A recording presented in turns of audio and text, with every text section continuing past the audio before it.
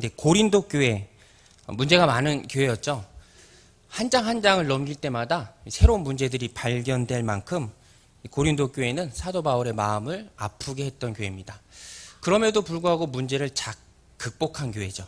고린도 교회를 연구하다 보면 우리와 오버랩되는 부분이 많이 있어서 문제를 어떻게 해결했는지에 대한 답도 많이 줍니다. 특별히 12장을 시작하면서 고린도 교회 교인들의 문제, 엉뚱한 것에 관심이 쏠려 있었죠. 영적인 신비주의.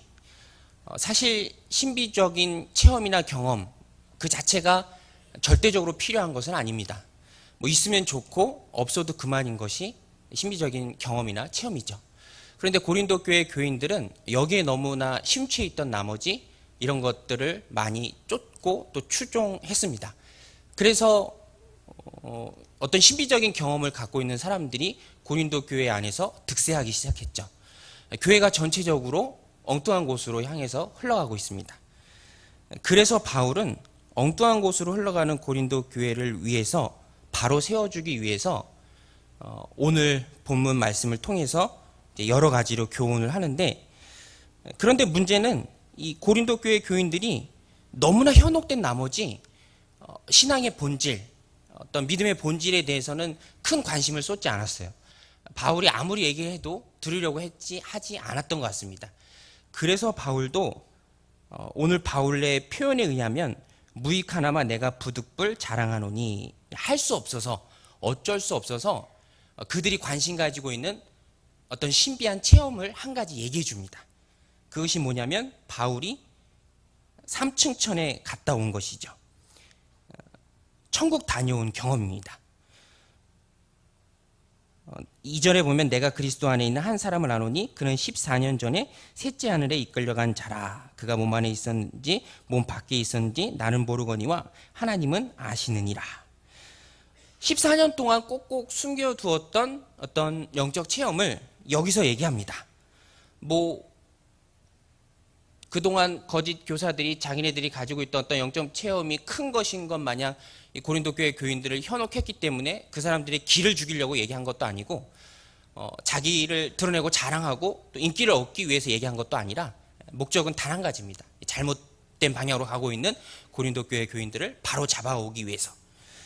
사실 바울이 이렇게 자기가 가지고 있었던 어떤 경험을 얘기하지만 궁극적으로 한 자랑은 14년 전에 그런 체험이 아니라 전혀 다른 것이었습니다. 자랑할 만한 것이 아니라 약한 것이었죠. 그래서 우리가 정말로 진짜로 자랑해야 할 것은 뭐 있어도 그만이고 없어도 그만인 어떤 신비한 그런 영적인 체험이 아니라 그것은 어떻게 보면 영적인 허세에 불과합니다. 정말로 바울이 자랑하고 싶었던 것은, 이야기하고 싶었던 것은 약한 것입니다. 약한 것. 왜냐하면 내가 약해질 때 그래야 그때 진짜 그리스도의 능력이 내 안에 머무를 수 있기 때문에 바울은 처음에는 자기가 체험했던 그 체험으로 시작을 했지만 종국에 가서는 자기 약함을 자랑하죠. 오늘 말씀에 보면 9절에 보면 나에게 이르시기를 내 은혜가 내게 족하도다. 이는 내 능력이 약한 데서 온전하여 짐이라 하신지라. 그러므로 도리어 크게 기뻐함으로 나의 여러 약한 것들에 대하여 자랑하리니 이는 그리스도의 능력이 내게 머물러 있게 하려 함이라. 진짜 그리스도의 능력이 머무는 삶, 그게 중요한 것이다. 내가 신앙에 있어서 하나님을 믿고 그 말씀을 따르고 순종해 갈 때 그 그리스도의 능력이 내 삶 가운데 머무는 것, 내가 내 삶을 사는 것이 아니라 갈라디아서 2장 20절의 고백처럼 이제는 내가 죽고 내 안에 그리스도께서 사시는 그 삶이 중요한 것이다. 그것을 얘기하고자 했던 것이죠. 그래서 바울의 자랑은 역설적인 자랑입니다. 세상의 자랑거리가 어떤 능력이고 또 어떤 개인의 탁월함이라면 우리의 자랑은 약함이 되어야죠. 기독교는 역설적인 종교죠. 살고자 하는 자는 죽을 것이다. 죽고자 하는 자는 살 것이다. 마찬가지로 여기서 약한 자가 약할 때, 내가 약할 때 곧 그때가 강함이다. 바울이 이것을 얘기하고자 한 것입니다. 내가 약할 때 하나님의 능력이 나타나죠. 하나님은 약한 사람들을 들어서 쓰시는 분입니다. 약한 사람들을 들어서 그들을 사용하심으로 강한 자들을 부끄럽게 하시죠. 성경에 이런 예들로 가득 차 있는데 대표적인 예가 사사기에 나오죠. 기드온의 300용사. 미디안과 전쟁이 났을 때 기드온이 사사로 있을 때 전쟁에 참여한 사람이 2만 명이 넘었습니다. 그때 하나님이 그 모습을 보시면서 뭐라고 하시냐면, 사실 숫자적으로는 미디안에 비하면 많은 숫자는 아닙니다. 그래도 하나님이 뭐라고 말씀하시는가 하면 사사기 7장 2절에 여호와께서 기드온에게 이르시되 너를 따르는 백성이 너무 많은즉 내가 그들의 손에 미디안 사람을 넘겨주지 아니하리니 이는 이스라엘이 나를 거슬러 스스로 자랑하기를 내 손이 나를 구원하였다 할까 함이라. 여기서 두 가지를 알 수 있죠. 전쟁에 있어서 승패를 주시는 분은 하나님이다. 넘겨주겠다, 넘겨주지 않겠다라고 말씀하셨으니까. 또 한 가지가 우리가 자랑하는 것을 주님이 기뻐하시지 않는다는 것입니다. 나를 거슬려 스스로 자랑하기를 내 손이 나를 구원하였다 할까 함이라. 하나님은 언제고 자신에게 돌아와야 영광을 독점하시는 분이죠. 그래서 하나님은 항상 약한 자, 될 수 있으면 부족하고 보잘것없는 사람. 그래서 미디안과의 싸움에 나갈 때 너무 많다, 겁내는 사람은 다 돌아가라. 10,000명 이상이 돌아가고 10,000명이 남았습니다. 그래도 하나님은 많다고 하시죠. 결국에는 시험에 통과한 300명, 딱 좋죠. 하나님이 이기게 해주셨다. 그 고백이 나올, 그 영광을 돌릴 수 있는 300명 가지고 전쟁에 나가서 큰 승리를 이긴 것이죠. 그것은 하나님이 하신 것입니다. 그러므로 하나님의 이런 성품을 안다면 우리도 바울의 고백처럼 될 수 있으면 약해져야 합니다. 교만은 넘어짐의 앞잡이고 우리를 멸망하게 만드는 것이죠. 그래서 우리는 교만을 물리치고 멀리하고, 혹 조금이라도 날 교만하게 만들 만한 것이 내게 있다면 굉장히 경계해야 합니다. 혹 나에게로 힘이 모인다면 두렵고 떨리는 마음으로, 마치 살얼음판을 걷는 심정으로 조심조심해야죠. 언제든지 나를 파멸로 몰고 갈 수 있는 것이 교만이기 때문에 그럽니다. 고린도 교인들이 빠져있던 그런 영적인 허세, 불필요한 자랑들. 그러므로 우리가 바울의 고백처럼 될 수 있으면 약해져야죠. 약해지는 것 이상 교만을 물리칠 수 있는 가장 좋은 방법은 없습니다. 그래서 오늘 말씀의 제목이 약한 것을 자랑하라입니다. 약한 것을 자랑하라. 우리가 약한 것에 익숙해지고 약한 것을 자랑해야 하는데, 그렇다면 어떻게 하면 적극적으로 약해질 수 있을까? 본문에 비추어서 3가지로 살펴볼 텐데요. 첫 번째는 날 사랑하시는 하나님의 마음을 알아야 합니다. 날 사랑하시는 하나님의 마음. 사실 바울은 하나님의 사랑을 엄청 많이 받은 사람입니다. 14년 전에 바울은 지금 3인칭으로 얘기하지만 굳이 자랑하지 않으려고 3인칭으로 얘기한 거고요. 이것은 다른 사람의 고백이 아니라 바울의 경험입니다. 14년 전에 그 경험을 바울에게 주신 분도 하나님이시죠.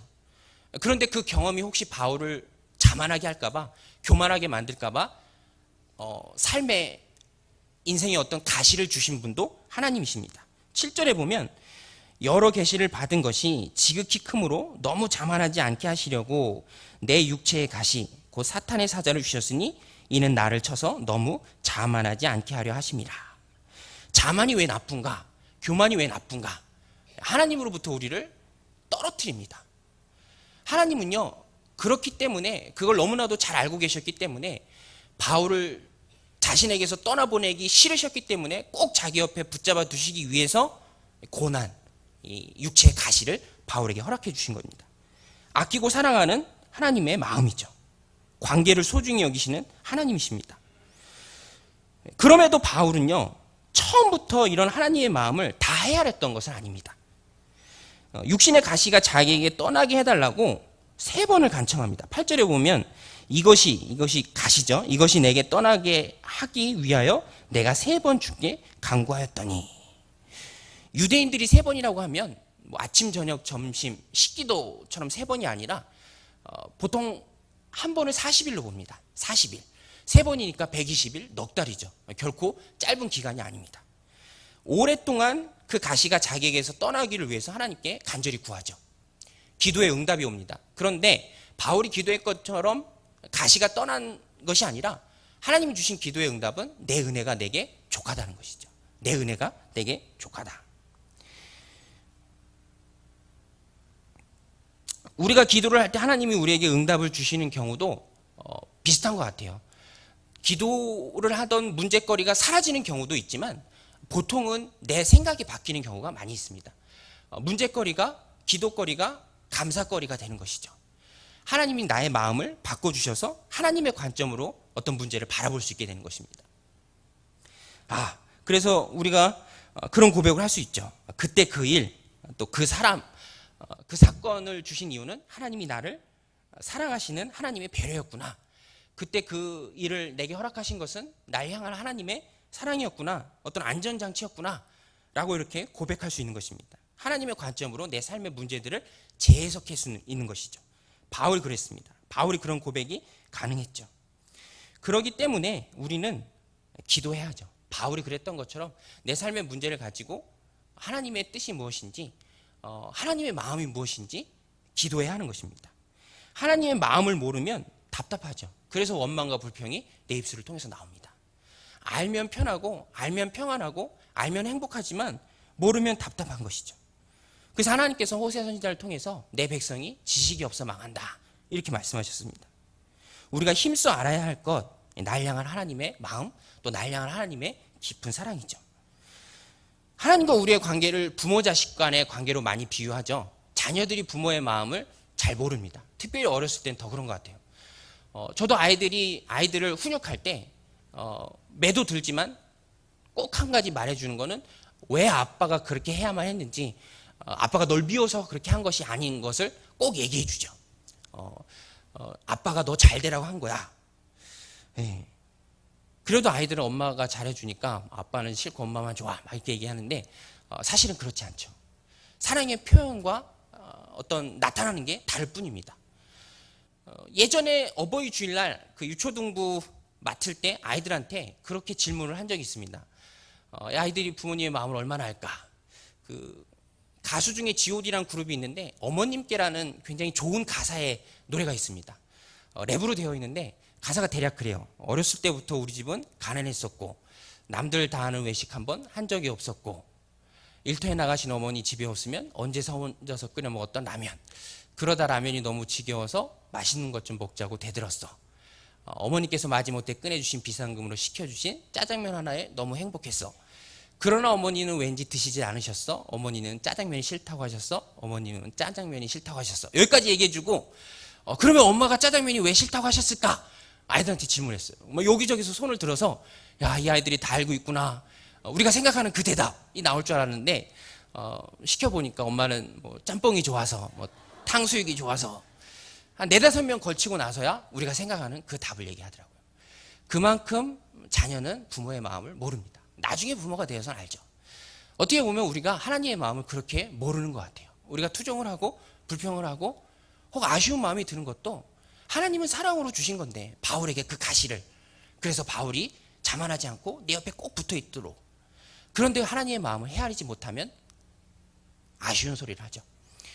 부모의 마음을 잘 아는 자녀가, 빨리 아는 자녀가 효자죠. 효녀죠. 그렇지만 부모의 마음을 나이가 한참 들어서도 깨닫지 못하는 자가 고약한 자녀죠. 우리가 힘써서 알아야 할 것은 하나님의 마음입니다. 날 향한 하나님의 사랑이 얼마나 큰지, 그것이 때로는 가시의 형태로도 우리에게 나타날 수 있다는 것이죠.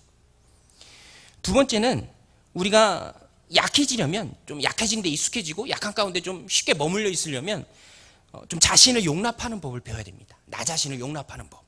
바울은요, 부족한 자신을 용납하는 것에서 그치는 것이 아니라 오히려 한술 더 떠서 자랑했습니다. 자랑. 기도한 후에 이것이 하나님의 사랑이라는 것을 깊이 깨닫고 나니까 자랑했죠. 9절 후반부에 보면, 그러므로 도리어 크게 기뻐함으로 나의 여러 약한 것들에 대하여 자랑하리니 이는 그리스도의 능력이 내게 머물게 하려 함이라. 자신의 약점을 포장하고 숨기는 것이 보통 사람들인데 바울은 자랑했습니다. 약함을 자랑했어요. 여기서 제기되는 질문이 하나 있죠. 여러분들도 본문을 읽을 때 궁금하시지 않은가요? 가시가 뭐였을까? 가시가. 바울이 겪었던 가시가.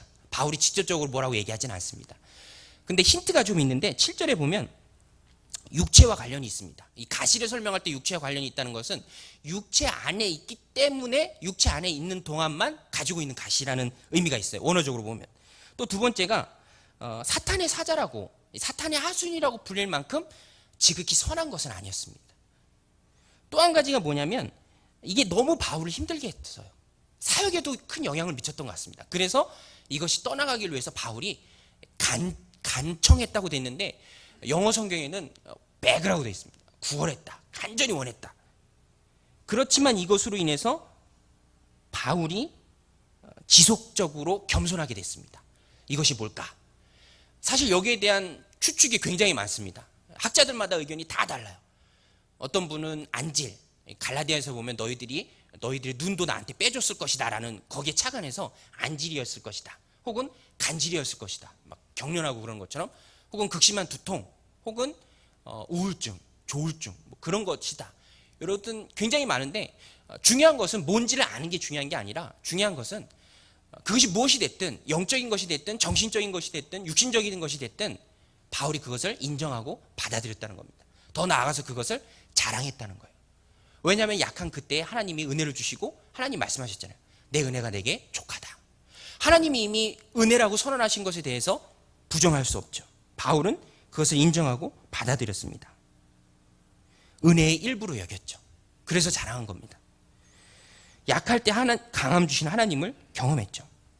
그러므로 성도는 여러 면에 있어서 자신을 좀 용납하는 법을 배워야 합니다. 자신을 용납해야만 다른 사람을 용납하고 품을 수 있죠. 용서받은 사람이 자신을 용서하고요. 또 용서를 경험한 사람이 다른 사람을 용서할 수 있습니다. 어떤 사람은 너무 완벽주의라 자신의 모난 모습을 견디질 못하는 거예요. 어떤 거룩을 따라가고 그 거룩에 참여하는 것은 중요하지만 사실 우리가 예수님 닮는 것이 거룩인데 죽을 때까지 예수님 못 닮습니다. 아무리 노력해도 부족할 뿐이에요. 그런 자신이 인정하고 용납하는 모습이 필요한데 하나님 앞에서 가장 완악하고 지독한 죄가 완벽주의입니다. 완벽주의.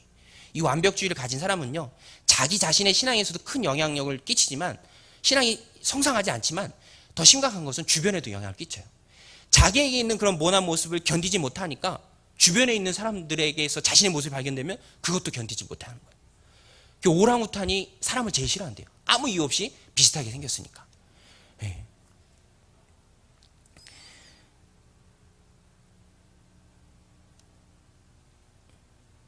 그런 사람들 주변에 가면 항상 힘들죠.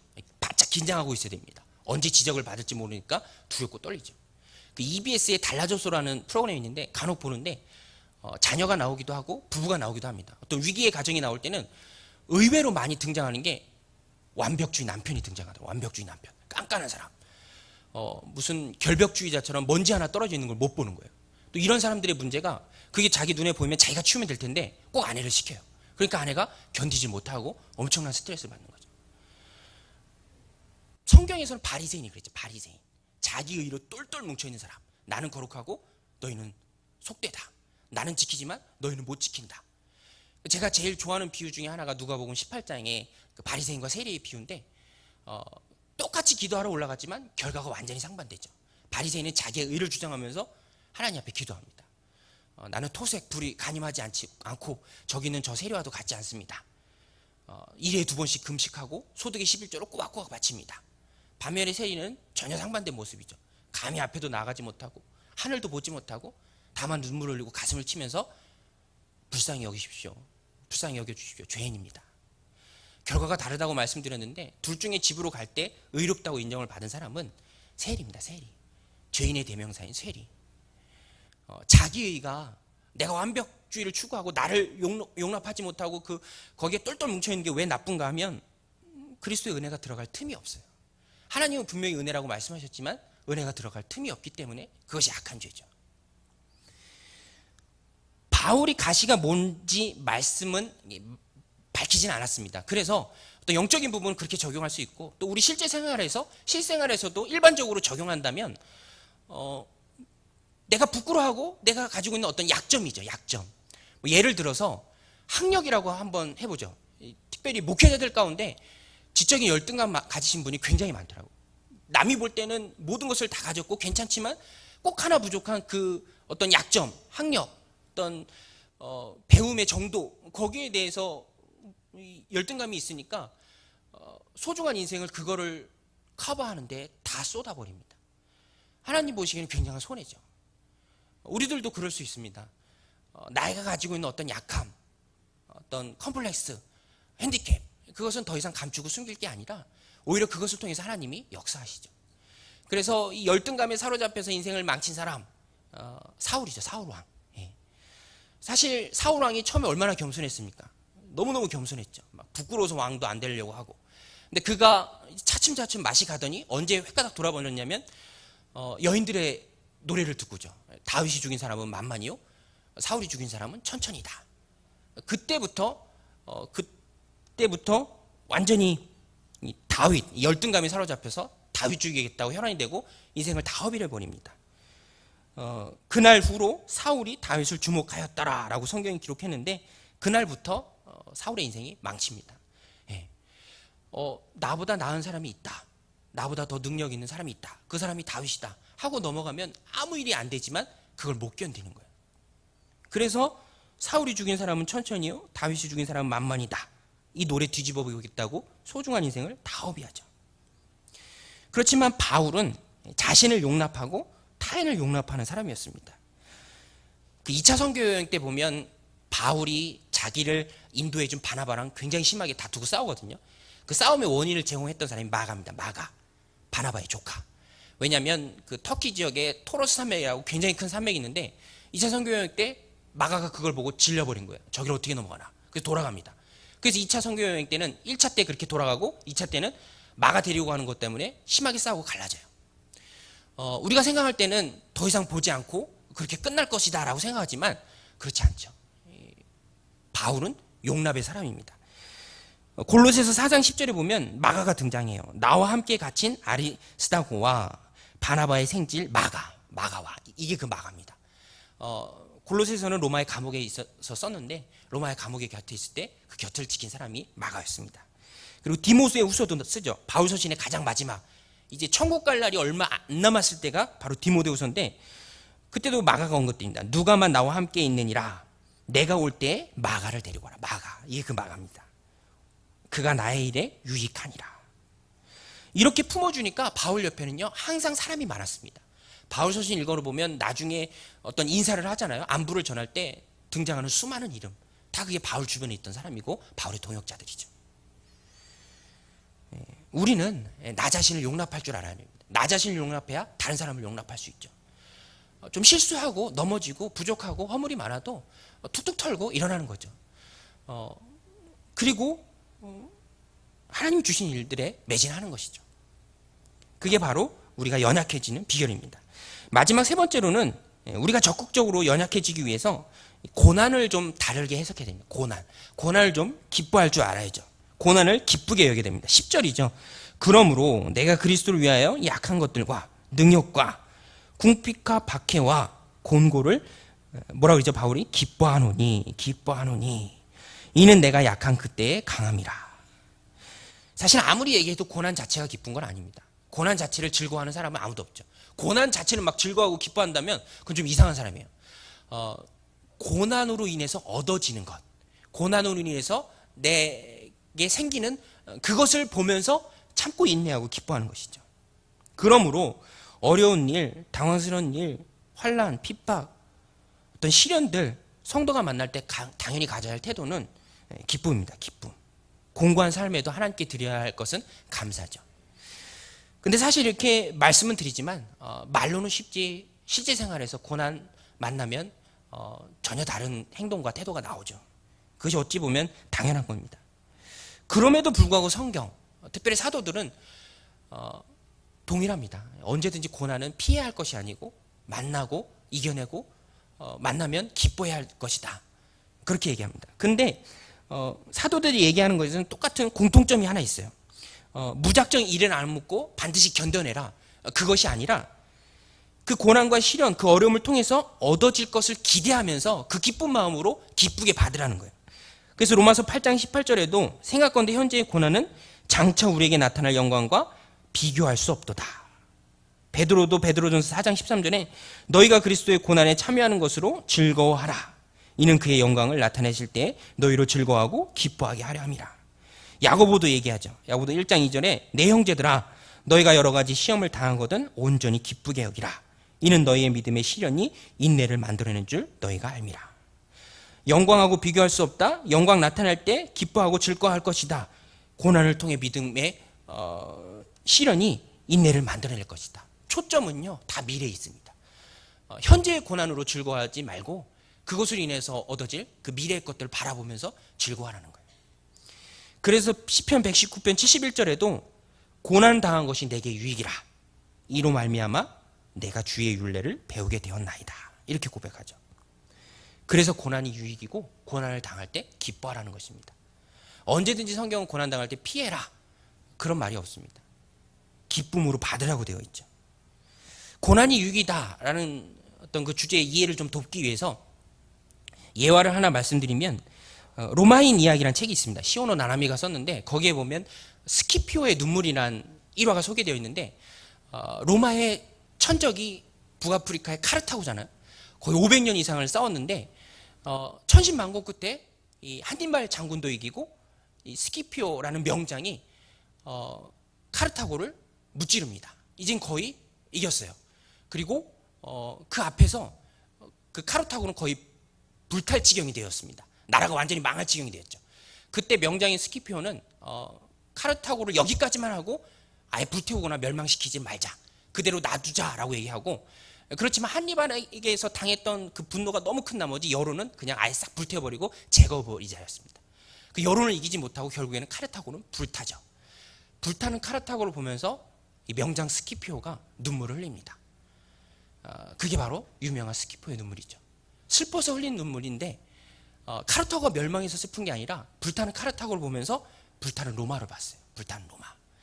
보세요. 카르타고에 있었을 땐 그 경쟁 관계를 통해서 로마가 항상 긴장합니다. 준비하고 있고 전쟁을 대비하게 돼 있고 경거망동하지 않고 항상 긴장하는 그런 게 있는데 이제는 카르타고라는 어떤 적수, 경쟁 상대가 없어버리니까 널브러지는 거죠. 로마가 왜 망하죠? 아무도 몰라요. 그냥 내분에 의해서 망합니다. 청적이 없으니까 어떤 저항세력이 없으니까 자기들끼리 질이 멸렬하다 망해버립니다. 저항이 없어지면 생명력도 없어지는 거죠. 우리들 삶에서 고난도 없어지면 겸손도 없어집니다. 교만해지죠. 그래서 하나님이 우리를 너무너무 잘 아시기 때문에 우리 삶에 가시를 허락하시는 겁니다. 아프리카에서도요, 원주민들은 강을 건널 때 어떤 강은 물살이 너무 세서 무거운 돌을 하나씩 지고 건넌대요.